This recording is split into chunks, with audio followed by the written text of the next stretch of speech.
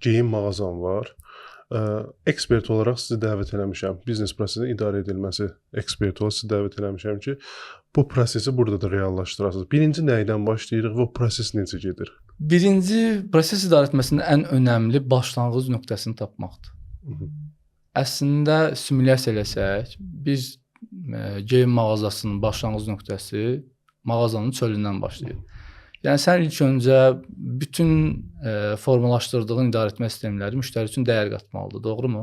Bəli. O zaman sən ilk öncə özünü bir müştəri gözü ilə, hətta mağazanın biraz da kənarından başlamaqla mağazaya doğru hərəkət eləməlisən.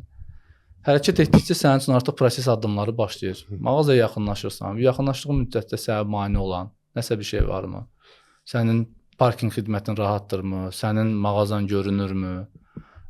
Mağazanın çölə verdiyi mesajlar necədir? İlk öncə buradan başlamalısan. Daha sonra daxil olursan. Daxil olduğun zaman səni kim qarşılayır? Hansı bir avranı alırsan?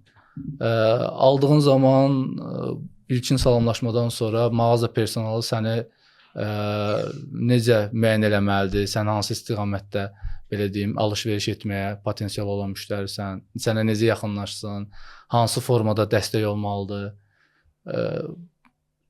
Satış prosesi hansı addımlarla getməlidir? Daha sonra kassaya keçdikdə ödəniş prosesi hansı addımlarla keçməlidir?